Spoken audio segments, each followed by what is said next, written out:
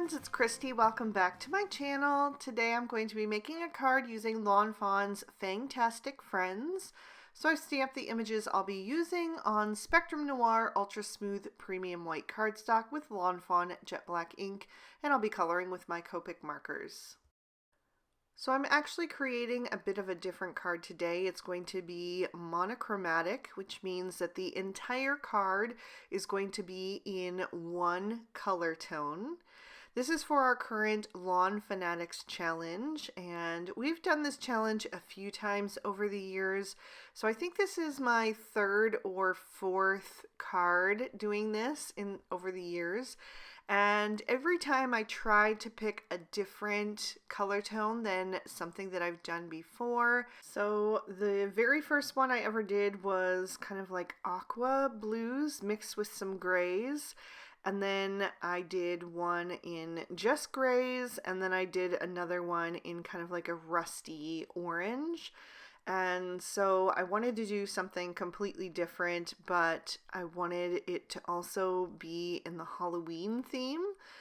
And so I decided to go with purple. I wanted to use these bats. I had really been gravitating toward them. I love these bats, and I haven't used them on a card in a really long time. And since Halloween is approaching, I just thought they would be the perfect image to use. And so that is what I decided to go with for today. So how I'm doing this is I am actually doing this first little bat as kind of like a tester, figuring out the color combos and how they're going to play together. And then I will continue coloring the rest of the images in the exact same way. So I started with my cool grays. I used C3, C5, and C7. Laid in the C7 where I wanted my deepest, darkest shadows to be. I tried not to be too heavy-handed with that since we are squeezing on 6 shades on each of these images, but I needed to have a little bit of that depth and also just to give it that little bit of a dingy, kind of sooty, creepy feel to just go along with the Halloween theme. So once I had my C7 laid in, I'm going to blend that out with the C5. And again, I'm just being careful not to pull that color out too far because I still have a lot of shades to go. So I'm just softening the edge of that C7 so that it will be ready to blend into the lightest of the gray tones, but it's not going to be my highlight by any means. So once I have that C5 laid in, I'll come in with the C3 and just pull that out even further. And you can see that I'm still leaving plenty of room on the lower part of their faces and on the thinnest part of the wing, which is the part that would be outstretched, the parts that's just mostly skin. That's where I want to have my C3. And then I will come in with my purples. I'm using V000, V12, and V15. And the V15 I'm placing right over top of my grays. I'm pretty much covering all of the grays, not quite covering up all of the C3, but most of it. And then I'll come in with that V12 and pull that color into what is now my mid-tone.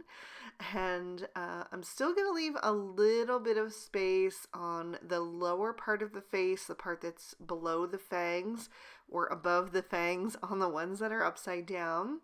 And then on the and the tips of the wings, and I'm also going to fill in the insides of the ears with that V000. This is kind of a similar technique to what I did on my very first ever monochromatic card with the aquas and the grays. I actually used this exact same stamp set for this card.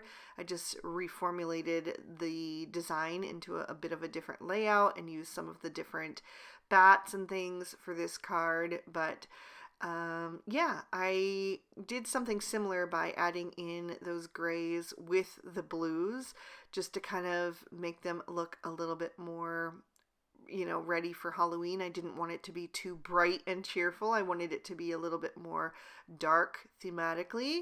And so it's kind of like coming back full circle with the purples, doing a similar technique, but just a totally different result. Especially with those purples, because they are much brighter and more what you would expect for a Halloween card as well, I think. So I am working on my spiders next, and then I'm going to do my branches as well. And for the branches, I am just adding that C7 down at the bottom. There's going to be a moon on my card that will be above the branches.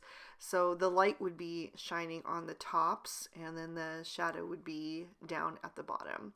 So once I have the C7 laid in, I will blend that out with the C5. And this is a little bit tricky because the branches are so thin, so I do have to be careful not to get too carried away with those grays, or there won't be any room for the purples. I did throw some of the C5 into the leaves and then blend it out with the C3, and then I'm coming in with that V15 and laying it right over the grays that I've already laid in, still maintaining that white space, which I am going to add my other two shades in with. So now I'm adding a bit of that V12, and then I will come in with that V000 and just finish off any remaining white space. There's not a ton of it still showing, but enough that you do get a little bit of extra glow on the top of those branches. Then I wanted to add some wood grain texture to my branches. So I first went in with the C5 and added a few little dashes and swirls. And then I went over that with the C7 just to add a little bit more depth. And it's totally fine if some of the C5 shows through, because that just adds to the texture. And then finally I have my little moth. And I want to be a bit more sparing with the grays on the moth, especially on the wings.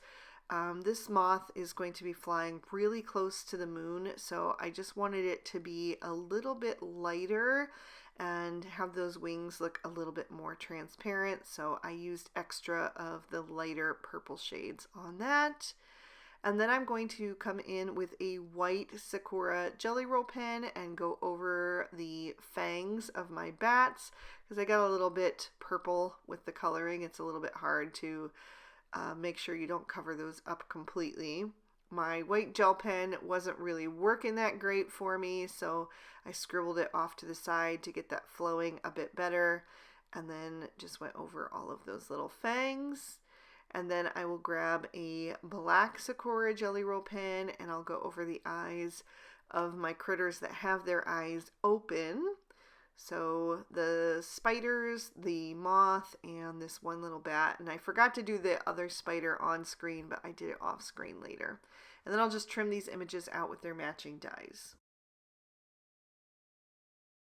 For my background, I'm starting with a piece of Bristol smooth surface cardstock that I've trimmed down with the largest of the outside in stitch rectangle stackables. And then I'm going to take the moon stencil from the Nighttime Sky stencil set, add a bit of removable adhesive to the back of that, and press that down in the top right corner. Then I'll bring in some Distress Oxide inks, and the first one that I'm going to use is Shaded Lilac. And for that, I'm going to start right on the moon and then blend out from there. And I pressed a little bit too hard or didn't have quite enough removable adhesive on the back of that stencil mask, and so it kind of got out of place a couple of times there until I learned to hold on to it a little bit. But anyway, it was really easy to line right back up, so no problem there. And then I'm going to bring in my next shade, which is going to be Villainous Potion. And this time I'm going to come in from all the edges and just blend that in with the Shaded Lilac. So just kind of creating a dark ring all around the edges of the card, and it'll be more heavily concentrated down at the bottom, but then lighter as we get toward the moon, which makes sense because the moon is, you know, lightening up the sky where it is, because it's a nice big bright full moon. So I'll work back and forth between those two shades, coming in with the Shaded Lilac blending tool and just smoothing out the tones there until I'm happy with how that's looking. And then I wanted to bring in a bit more of that Villainous Potion because I felt like it got a little bit lost down there at the bottom especially. So just going to continue working my way back and forth between those tools, and then I'll bring in my third and final shade, which is going to be Black Soot. So I am mimicking the coloring that I did on my images with the Copic markers with the shades of Distress Oxide inks that I am using and how I'm laying those colors down together. So just kind of dirtying up that purple a little bit, distressing it, and adding that spooky feel. And then I'll go back to my Villainous Potion and start to blend that out once again. Distress Oxide inks are all about the layers. It's never going to look right or look good or consistent if you only just add one layer down. You really have to build that color up and keep layering it until you have a look that you like. That's just how they work together. So I'm still working my way back toward the moon, trying to get it nice and smooth, but not too dark right around that moon. And then I'm going to leave that mask in place while I do my additional distressing. So the first thing I'm going to do is just add some plain water, spritzing that onto an acrylic block and then picking it up with a thin paintbrush so I have more control and splattering that all over the background. I'm going to let that react with those Distress Oxide inks for about 30 seconds and then I'll blot it up with a paper towel. And I could see that I wanted a little bit more down in the bottom left corner, so I'll add a bit more and just blot that up. Then I'm going to press some of all of these inks onto that block. So Shaded Lilac, then the Villainous Potion, and then some Black Soot, and I'll add some water to each of those. Mix those up with another thin paintbrush. And I always like to start my splatter with the lightest shade first, and that's just so that I don't have to clean my brush off between uses. So once I'm happy with the Shaded Lilac, I'll add in some of the Villainous Potion, and a little bit of the Black Soot kind of went up into it as I tipped the block, but that's totally fine. I just used what I could from the edges and then added the Black Soot as well. And I'm just trying to get some nice fine sprays and a few little different size droplets in there to give it a bit more interest. Then I will pick that up and carefully remove the mask, and then I can set that aside to dry for a little bit. Then once it has, I'm going to come back in with just the ink that is still on my Shaded Lilac ink blending tool and add a bit of that to the center of the moon. I want to leave the edges of it white so it really looks glowing, but it's just going to give that moon a little bit of texture to have some of that purple in there. Then I'm going to take the other part of this stencil and add some of the craters to the moon, again with the Shaded Lilac, but now I'm just going to be a bit more concentrated with that color, and I am picking up extra ink from that ink pad with the ink blending tool. So I added some smaller ones down in the bottom left, and then I'm going to add a few more in the top right. So you can kind of turn this and use it however you want and do as many as you want. But I kind of liked the look of that because I needed to save room in the center for my sentiment. And so I'm going to pop that in my Misty now and stamp a sentiment in VersaFine Onyx Black ink. And the reason I went with that shade is because this ink lays really well over Distress Oxide inks. Some other inks don't really stamp that well over Distress Oxides, but this one does. So that's why I went with that. And I stamped You're a Fangtastic Friend. And that is from the Spooktacular stamp set, which I'll show you in just a second here. I'm popping another sheet of white cardstock into my MISTI to use as an insert, since I am going to be using a black card base. So this will just help my sentiment be, or my message that I'm going to write be more legible. Otherwise you could just use a white gel pen on the inside of the card, but I decided to add the insert.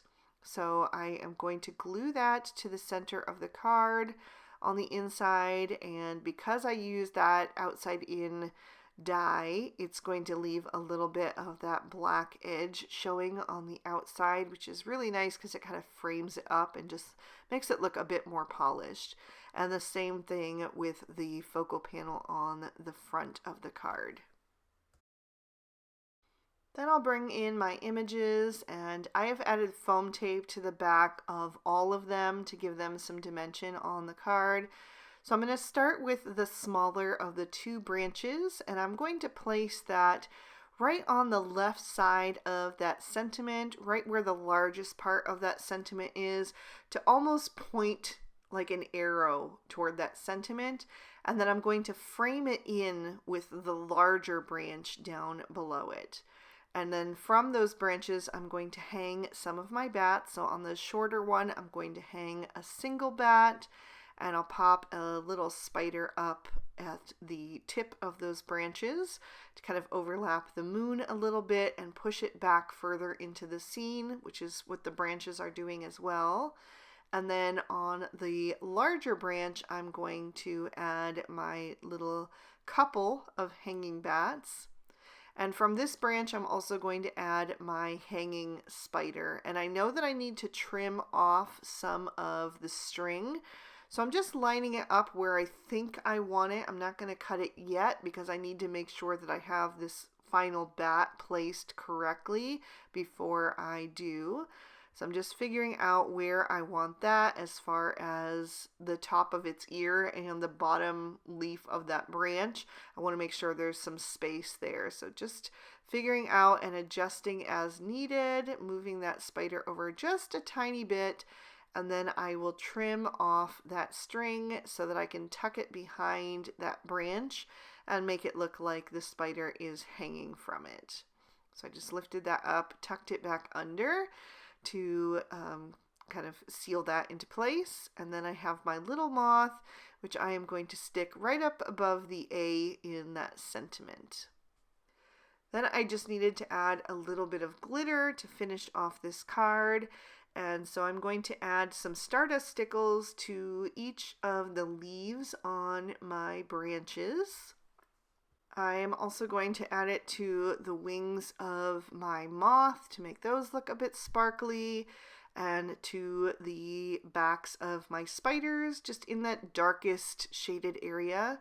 And I'll do the same with the bat's wings. I'm not going to cover them completely, but just add it to where they are the darkest, because I think that the glitter stands out the most on those areas. So once I am done with that, I am going to call this card good.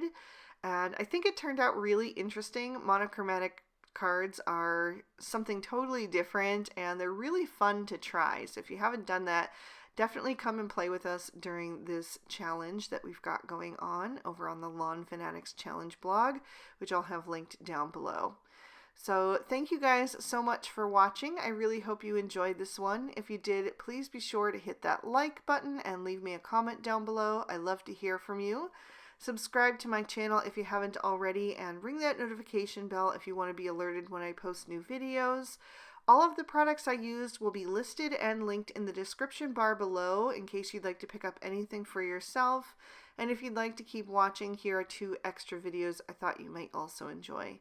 Thank you so much for spending your time with me today. I hope you had a good one, and I'll see you soon in another video. Bye-bye.